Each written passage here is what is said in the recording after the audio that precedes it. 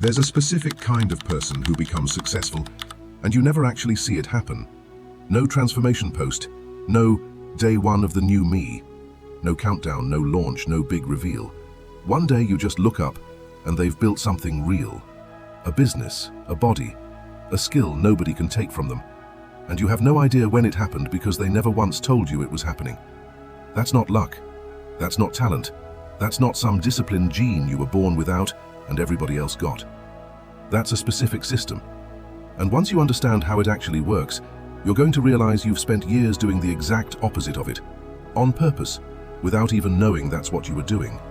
Have you ever posted a goal online just so people would hold you accountable? Told your friends, this time is different, before you'd even done anything yet? Started strong for 2 weeks, got a little praise in the comments, and then quietly let the whole thing die the second nobody was watching anymore. If you're nodding right now, I need you to actually hear this. The problem was never your discipline. The problem is, you built your identity to run on an audience. And an audience is the least reliable power source there is. It shows up when it feels like it. It gets bored. It scrolls past you for someone louder. You cannot build a life on a power source that isn't yours. Today, you're getting the 4 pillars that quiet, identity-level success is actually built on. Kata, Mushin, Kodawari, Shokunin. 4 words, and by the end of this video you're going to understand every single one of them better than most people understand their own job title. And in the middle of this, I'm going to tell you about a guy named Daniel, who had to lose the version of himself that performed success before he could build a version that actually had it. Before we get into it, if you're not subscribed yet, subscribe now and turn on notifications, because this channel is about to get a lot more useful to you than it already is. And drop a comment right now. What's one goal you announced out loud, publicly, and then quietly abandoned? Don't overthink it, just be honest. I read every single one, and it tells me exactly what you actually need next. Let's get into it. Chapter 1. Chapter 1. The Man Who Performed Success.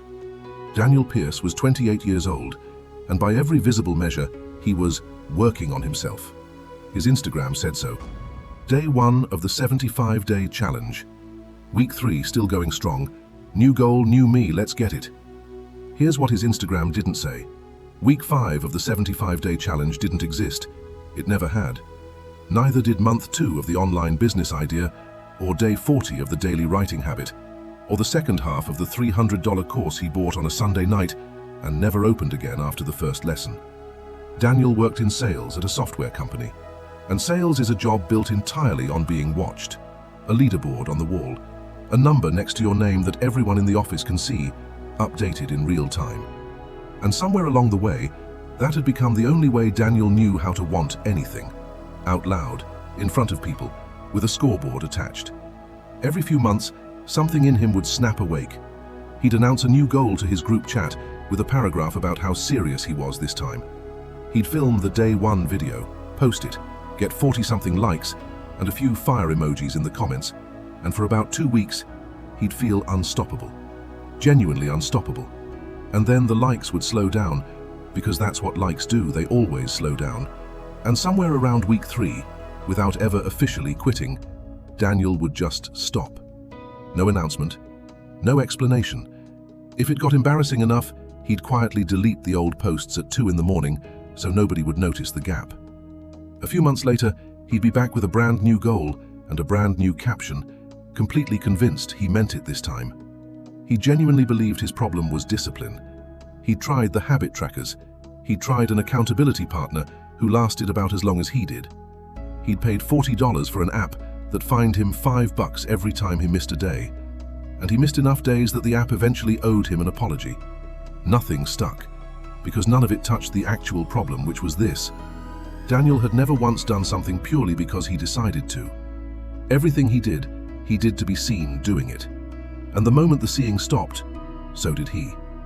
Then, on a Tuesday in March, his grandfather's watch stopped ticking. It wasn't valuable. A plain mechanical watch, the leather worn soft at the strap. The only thing Daniel had actually kept after his grandfather passed 3 years earlier.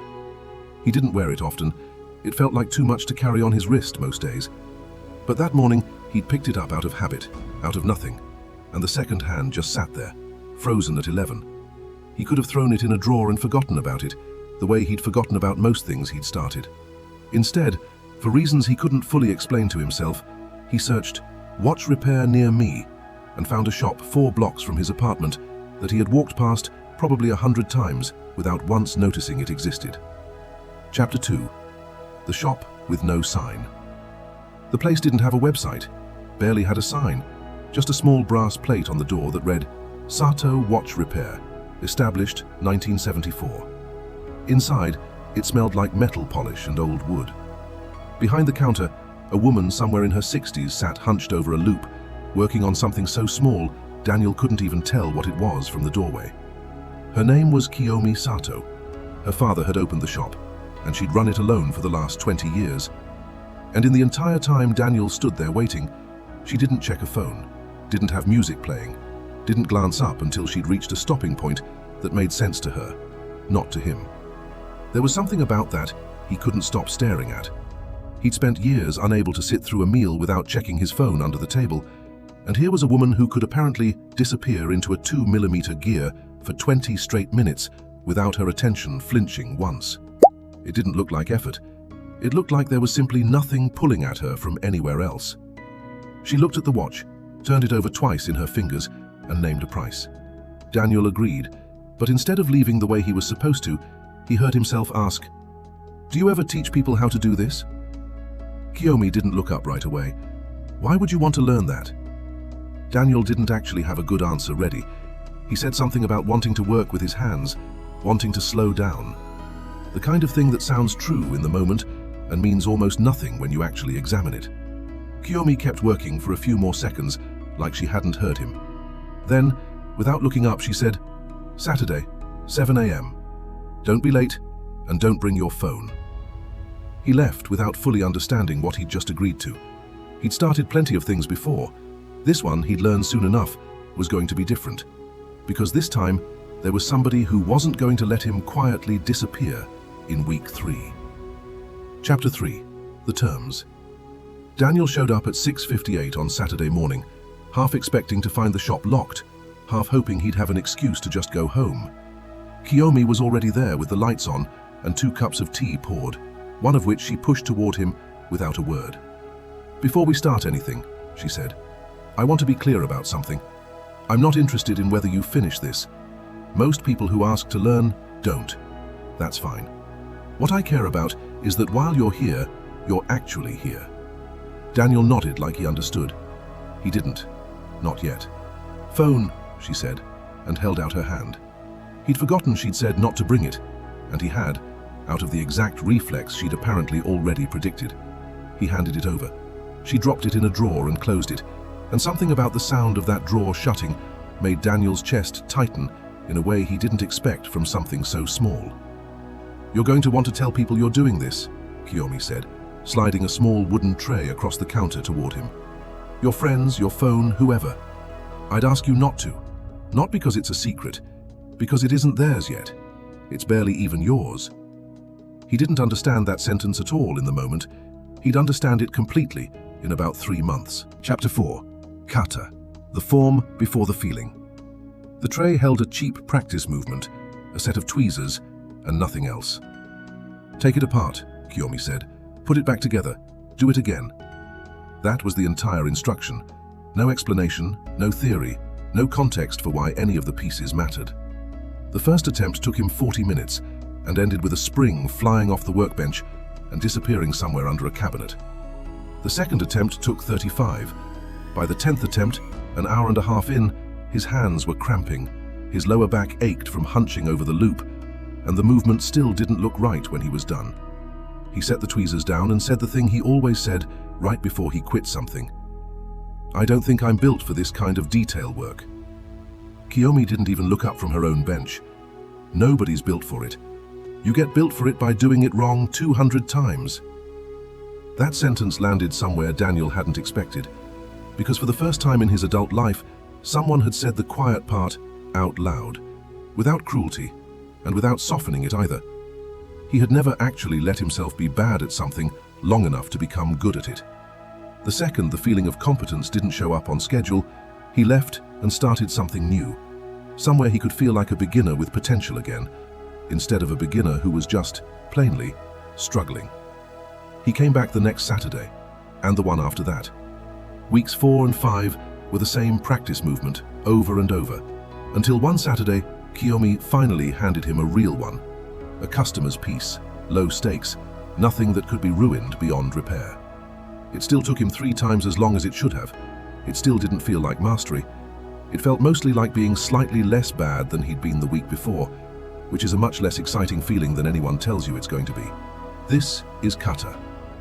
In Japanese craft and martial arts, kata means form, a fixed sequence you repeat exactly, the same way, over and over, long before you're allowed to improvise or even fully understand why it's shaped the way it is.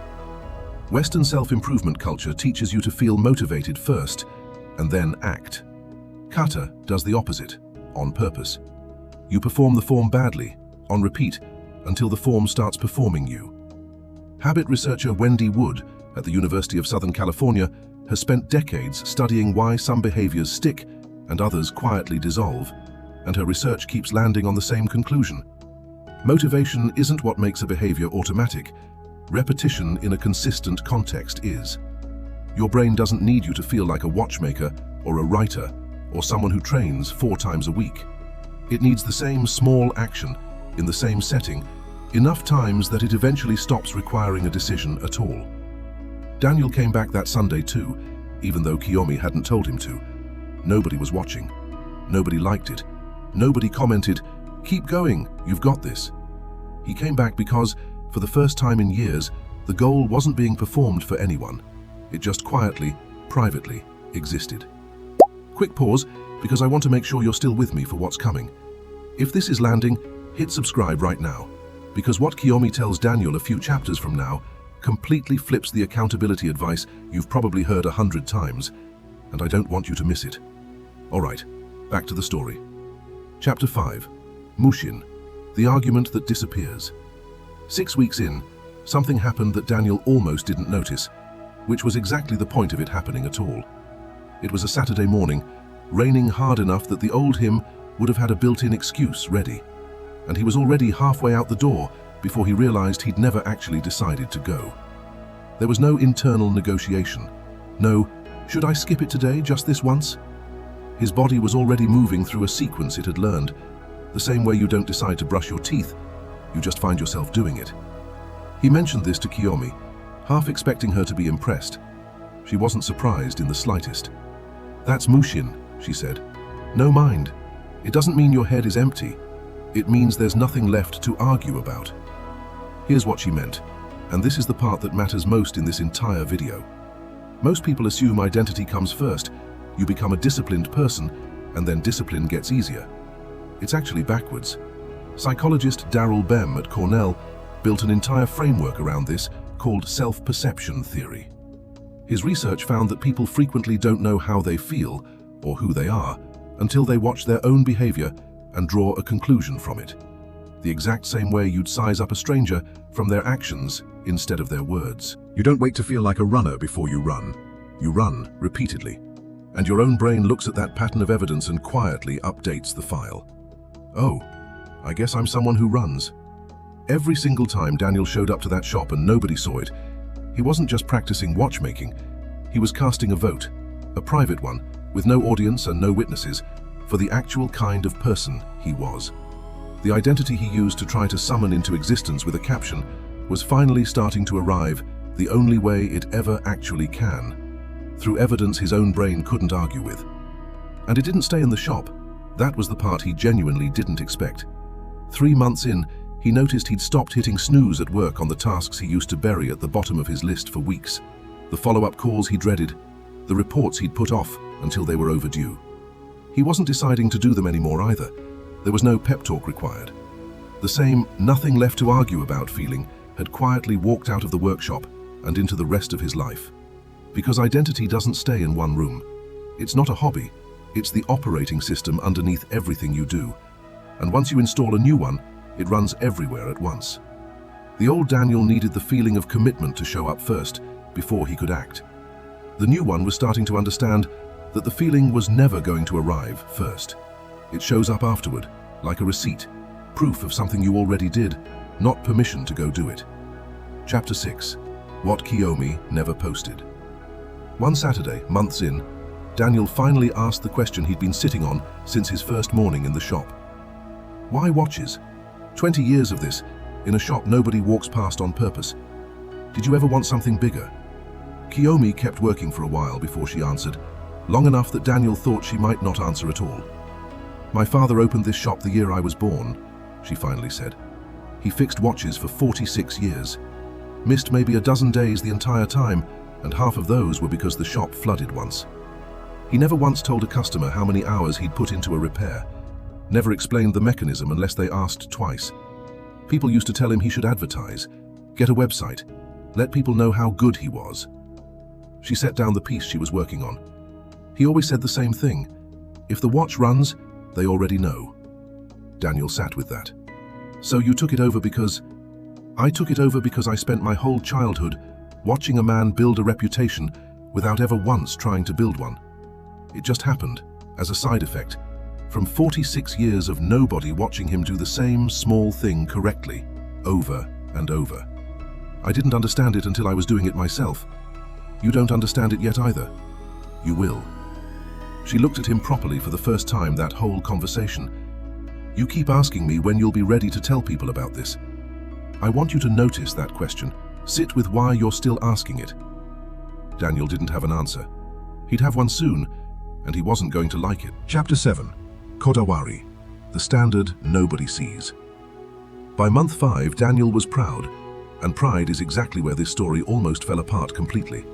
He'd finished his first real solo repair, a client's old wind-up alarm clock. Nothing fancy, but it worked, and it was entirely his. And the old instinct, the one he genuinely believed he'd left behind in Chapter 1, came roaring back like it had never left at all. He took a photo of the clock on the workbench. He wrote a caption, "Day 150 of learning watchmaking, grateful for the process." He posted it before he'd even fully thought it through. It got 62 likes. It felt incredible for about 4 hours, the exact same way it always used to. The next Saturday, Kiyomi noticed something in his work had gotten sloppy, rushed, in a way it hadn't been in months. She asked him flatly what had changed. He mentioned the post, still half proud of it, and watched her expression go completely still.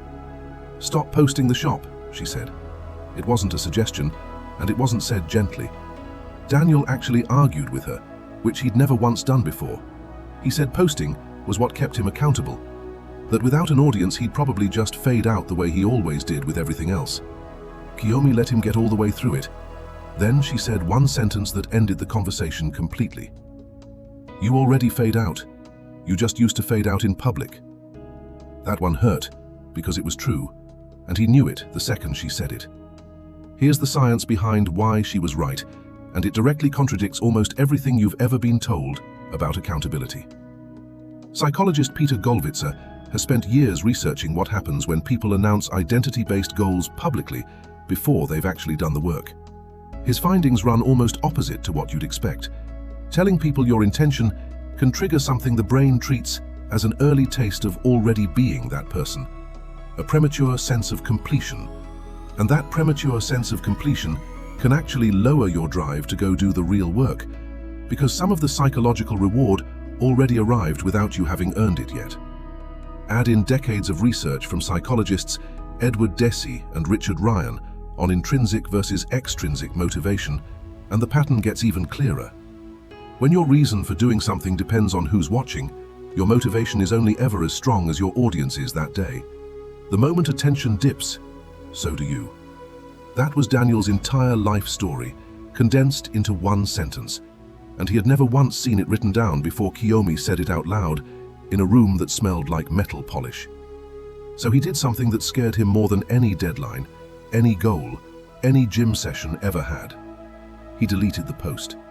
And for 7 days straight, he told absolutely no one anything. No caption, no update, no "still going, day whatever." Just him, the workbench, and a standard only he could actually see. The itch was brutal. Day 2, he caught himself opening the app to post before he even registered what his thumb was doing. Day 4, he genuinely asked out loud, alone in his apartment. Did I even do it if nobody saw it? And that question terrified him, because for years, the honest answer had quietly been no.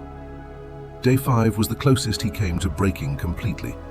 He had the app open, the photo picked out, a caption half-typed. He sat there for almost 10 minutes with his thumb over the button. What stopped him wasn't willpower. It was remembering the sound of that drawer closing on his phone months earlier, and the specific way his chest had tightened at losing something he hadn't even realized he was addicted to yet. By day 7, something had gone quiet in him that used to be very loud. He didn't need the 62 likes. He had the clock. It worked, he knew it. And for the first time in his life, that had somehow finally become enough on its own. This is kodawari. It's a word used to describe an obsessive, uncompromising personal standard, the kind a craftsman holds for a detail no customer will ever notice or thank them for. Kodawari doesn't perform for an audience. It answers to itself, and only to itself. And it has to survive completely intact, with the audience removed, or it was never really the identity. It was just a costume you were renting, one post at a time. Before I tell you what Daniel actually built by the end of that year, I need you to do something first. If you've ever asked yourself that same question, did I even do it if nobody saw it? Comment the word quiet below right now. I want to see how many of you are carrying that exact same weight, because I don't think you're anywhere near as alone in it as it feels. And if you want the next one of these the second it's live, make sure you're subscribed, because this next part is the entire reason I wanted to tell you this story in the first place. Chapter 8. Shokunin, the identity that stopped performing.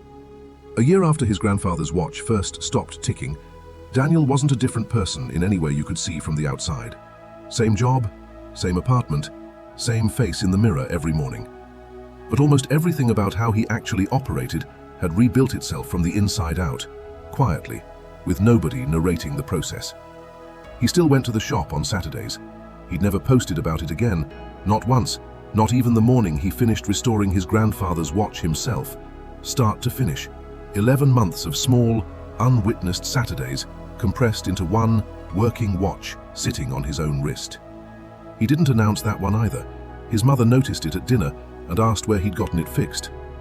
"I fixed it," he said. That was the entire story he told her. He didn't need it to be bigger than that anymore. And at work, the leaderboard, the scoreboard, the whole performance he used to build his identity around, something had shifted there too, without him ever campaigning for it. He'd quietly become the person on the team who just closed deals without narrating the process in the group chat, without the parade of "crushing it this quarter" posts he used to need to feel like it counted. His manager pulled him aside in March, a full year after that first Tuesday, and offered him a promotion he hadn't lobbied for once. He hadn't announced he was trying, he'd just been showing up, correctly, for a long time, the same way Kiyomi's father had. There's a word in Japanese craft culture for the end point of all this, and it's the one Kiyomi finally used the day she handed Daniel his first paying repair job to complete entirely on his own. Shokunin. It roughly translates to artisan, but that undersells it badly. A true shokunin doesn't do the work in order to become known as excellent. The work and the identity are the same object. There's nothing left to perform, because there's no longer any gap between what they do and who they are. It's the same spirit famously behind people like Jiro Ono, the sushi master who spent decades perfecting a craft most of his own customers would never fully understand the depth of. Not for applause, but because that pursuit had simply become the shape of his life, with or without anyone watching it happen. That's the final pillar, and it isn't really a technique the way the other three are. It's what's left standing after the first three actually take hold. You stop being someone who's trying to become disciplined, and you just become someone who does the thing, quietly, on schedule, whether or not a single other person ever finds out it happened. The 4 pillars, put back together. So let's put the whole system back together, because I want you to actually leave this video with it. Not just feel something for 10 minutes and lose the shape of it by tomorrow morning. Kata. The form comes before the feeling. You don't wait to feel ready. You repeat the small, unglamorous action until your brain builds the identity around the evidence, instead of waiting for the identity to show up first and grant you permission. Mushin. Once the form is real, the internal argument disappears completely. You stop renegotiating with yourself every single morning because there's nothing left on the table to negotiate. And it doesn't stay contained to one area. It runs underneath everything because identity isn't a hobby, it's the operating system. Kodawari. The standard has to survive with the audience completely removed. If your effort collapses the moment nobody's watching, you were never actually building the identity. You were renting it, one post at a time, from an audience that owed you nothing. Shokunin. The final state where the doing and the identity become the exact same thing, and the applause becomes fully optional, because it was never actually the point, and it never had to be. Remember that person from the very start of this video, the one who becomes successful and you never even see it happen. Now you know exactly how they did it. They weren't hiding it from you out of secrecy. There was simply nothing to announce. The entire thing was built in the part of the day nobody was filming. So here's the actual question, and it's not a comfortable one. Are you building an identity, or are you building a performance of one? Because only one of those two things survives the moment nobody's clapping anymore. If this one actually hit you somewhere real, subscribe and turn on that notification bell, because next week I'm going deeper into exactly how long it takes your brain to stop negotiating with you and start just doing it automatically. And the real number is not what most people guess. And down in the comments, tell me which of the 4 pillars you need most right now. Kata, Mushin, Kodawari, or Shokunin. I read every single one, and it genuinely shapes what I make next. Thanks for staying to the end. Go build something nobody has to see to be real.